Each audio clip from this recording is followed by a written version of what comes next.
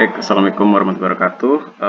Saya lanjutkan ya. Ini untuk yang kedua mengenai analisis diskriminan. Nah, pada analisis diskriminan, teman-teman harus install terlebih dahulu MASS ini dia. Nah, ini sebelumnya sudah saya install. Kalau belum, tinggal diklik install. Nah, kemudian dipilih MASS. Nah, kalau sudah diinstal, nanti akan muncul di package. Nah, ini ada apa itu MASS. Nah, ini adalah dokumen for package MASS. Nah, sebenarnya ini adalah dokumen-dokumen atau data-data yang sudah ada di package tersebut. Nah, untuk mengakses data tersebut, kita panggil melalui library. Jadi kita tidak perlu membuat data, contoh data karena sudah ada. Nah, kalau di regresi linear berganda menggunakan Excel yang diubah menjadi TXT, kalau di sini kita mengambil datanya dari R. Nah, kita run. Oke, sudah ada di sini. Kemudian iris. Iris itu apa? Kita buka package mas. Iris. Oke, sorry, tidak ada ternyata di package nggak ada. Kita coba cari sendiri iris di help.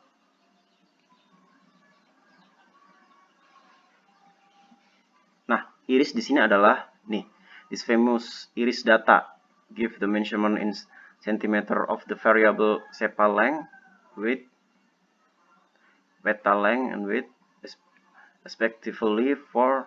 Jadi ada 50 bunga yang terdiri dari 3 spesies iris. Iris itu nama spesies bunga ya. Iris sentosa, versicolor, virginica. Nah, itu iris. Nah, oke. Kita run dulu iris. Nah, ini dia data iris. Setiap spesies tadi dibilang ada 50 dan ada 3 spesies. Nah, ini sentosa, versicolor, virginica. Nah, untuk melihat datanya, kita bisa tulis data.iris. Ini namanya terserah kita ya. Saya tulis datanya iris aja. Didefinisikan sebagai iris. Saya run. Oke, datanya muncul di sini. Ada 50 observasi, 5 variabel. Saya run. Variabelnya apa aja? Nah, ini ada sepal length, sepal width, petal length, petal width, species. Sama ya datanya dengan yang ada di konsol. Oke, kita kembali ke scriptnya. Kita membuat LDA. LDA itu Linear Discriminant Analysis. Kita membuat analisis diskriminan dari iris. LDA species. Species itu adalah pengelompokannya. Jadi analisis diskriminan, nanti teorinya akan saya jabarkan di selanjutnya. Membuat pengelompokan nanti didasarkan di sini spesies dengan variabelnya sepal length, sepal width, petal length, petal width dari data iris. Iris atau iris. Nah, misalnya kita run, kita lihat. Nah, ini sudah muncul hasilnya. Ini ya. Ini hasil dari analisis diskriminan. Di sini call LDA-nya dari pengelompokan dari spesies, kemudian ada variabelnya, ada 4, ya kan? Sepal length, sepal width, petal length, petal width. Kemudian dari data iris. Nah, probability-nya karena masing-masing ada 50 data, jadi untuk peluangnya sama ya, 0,33. Nah, ini ada group mean, jadi masing-masing spesies, masing-masing variabel dihitung nilai tengahnya atau rata-rata. Nah, mean-nya. Kemudian kita ini adalah koefisien dari linear diskriminannya. Nah, di sini dilihat ada dua model, LD1 dan LD2, dan ini adalah masing-masing koefisiennya. Di sini teman-teman bisa lihat untuk LD1, koefisien yang sangat mempengaruhi adalah sepal width. Nah, sedangkan LD2, koefisien yang sangat mempengaruhi adalah petal width. Dilihat dari nilainya paling besar ini. Nah, kalau dilihat dari tracknya, nilai track, berarti pemisahan pengelompokan dari spesies ini lebih ditentukan oleh persamaan dari LD1 sebesar 99,12%. Sedangkan LD2 hanya 0,88%, sedikit sekali. Nah, oke, kita lihat dari plot analisis diskriminannya. Oke, saya run. Nah, ini dia plotnya. Saya zoom. Nah, analisis diskriminan ini biasanya digunakan kalau kita ingin mengelompokkan, misalkan ada suatu spesies, beberapa spesies ya, berdasarkan karakter morfometriknya. Bisa beberapa spesies atau satu spesies tapi dari lokasi yang berbeda. Jadi benar-benar dilihat pengelompokannya seperti apa. Nah, di sini Sentosa memisahkan sendiri, memisah. Sedangkan Virginia dan versicolor lebih berdekatan ya. Ada yang beririsan beberapa. Nah, di sini LD1 menunjukkan persamaannya. Tadi kan persamaan diskriminan ada dua, LD1 dan LD2. Nah, LD1 itu lihat pengelompokan itu berdasarkan LD1. Ya kan terpisah. Tapi kalau berdasarkan LD2, ini ada skalanya. Dia sama di sini 0, dilihat tengah.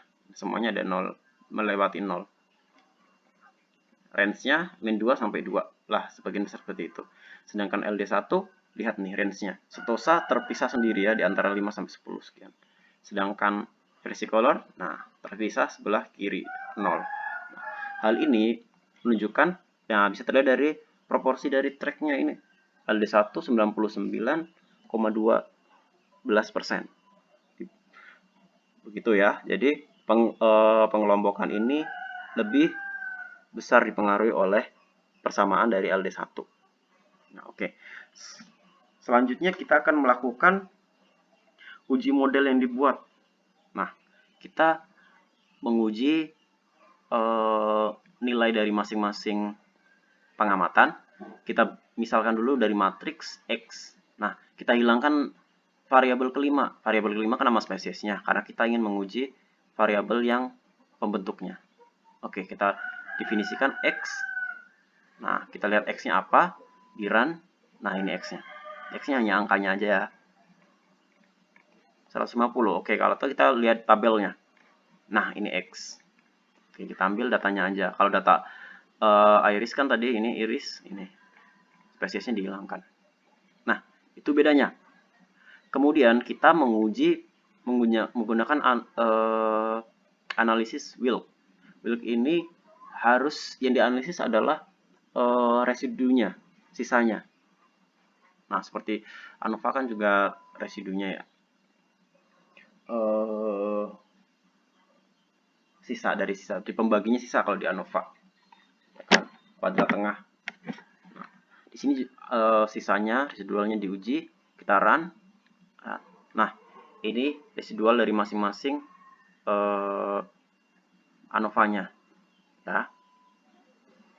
Oke, kemudian standar errornya ada. Kita uji Wilk test. Nah, Wilk testnya hasilnya apa? Ini dia. Ini hasilnya analisisnya. Nah, kita bisa menyimpulkan bahwa modelnya dibuatnya itu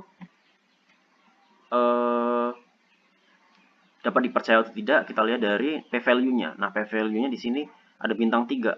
Bintang 3 artinya dia, atau lihat dari p-value-nya sangat kecil sekali ya.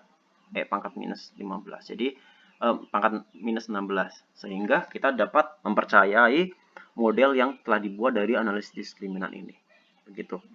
Modelnya apa? Yang dari koefisien tadi ya. Oke, kita ingin membuat prediksi dulu dari masing-masing model. Nah, LD1 itu saya prediksikan dari iris data dari X, tapi yang kolom 1. Saya run. LD1-nya seperti apa? Ini dia. Seperti ini prediksinya. LD2. Nah, seperti ini. Nah, ini yang membentuk titik-titiknya ya, dari 1 sampai 50. Titiknya seperti apa? Saya run. Plot. Oke, ini LD pertama, LD kedua, saya beri nama seperti itu aja. Kemudian dalamnya kita run. Oke, kita kasih angka saja. Kalau saya zoom, seperti ini. Nah, ini yang pertama, yang Sentosa. Yang 2 itu adalah yang versicolor. Yang ketiga tadi apa, lupa namanya. Nah, oke. Jadi masing-masing kelompok itu atau masing-masing spesies itu memiliki centroid. Centroid itu titik tengahnya di mana? Nah, kita bisa menghitung dengan ini. Sum dari ini LD1 dikalikan ini. Nah, iris spesiesnya sentosa. Run. Nah, ini adalah titik LD1. Jadi kalau di zoom, oke, satu lagi. Run, ini untuk LD2. Nah, ini ya. Dilihat untuk LD1-nya, centroidnya atau sumbu X-nya 7,6076. Sedangkan LD2 0,215133. Nah, bisa dilihat kalau saya zoom, seperti ini. Berarti untuk sentosa atau yang spesies 1 ini, dia berada di 7 untuk LD1-nya. Sedangkan LD2-nya ini berada pada 0,21. Jadi centroidnya di sini. Nah, kemudian bisa juga dicari untuk spesies kedua, versicolor. Ini juga ada. Kan centroidnya agak di bawah minus ya. Untuk LD pertamanya atau sumbu X-nya minus 1,82. LD2-nya 0,727. Run juga untuk Virginica. Ya, sama, sorry. Nah, kemudian saya membuat prediksi. Yang dipredik itu apa saja? Saya run. Nah, ini dia. Jadi, ini ada prediknya, kelasnya atau kelompoknya, ya kan? Ini sampai 50, 49, ini artinya ini 1, 2, 3, ya ini 9, 17, 25, 33, 41, 49, 50. Ini sampai 50, spesies sentosa sampai 100, versicolor, kemudian sampai 150 Virginica, gitu ya. Ini ada juga posteriornya, kemudian ini titiknya di mana, X-nya, masing-masing sampel titiknya di mana, gitu ya. Nah, classify ini juga untuk mengklasifikasikan, nah ini kan dari levelnya berdasarkan spesies. Nah, kemudian ini Casper ini kita untuk menghitung tingkat akurasi klasifikasi objek. Ternyata klasifikasinya tingkatnya sangat tinggi, 0,98 atau 98%. Gitu. Nah, kalau saya buat tabel, nah di sini itu adalah tabel seberapa persen tingkat akurasi klasifikasian. Jadi kan masing-masing sampel ada 50 ya.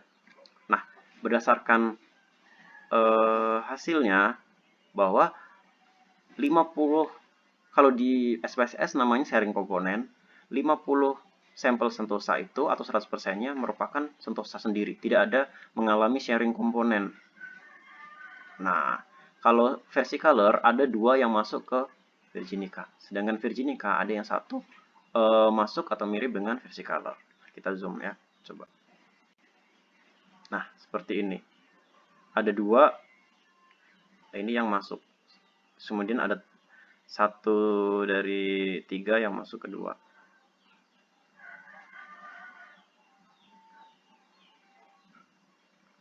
Oke, yang masuk ini, yang berdekatan ya, masuk ke daerahnya 2. Gitu artinya, sharing komponen. Oke.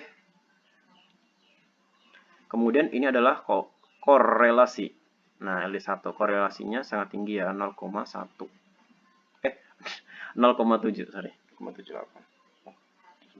Baik, ini untuk korelasi, untuk diskriminan cukup sampai sini. Nanti tunggu kelanjutan video untuk cluster dan PCA. Terima kasih.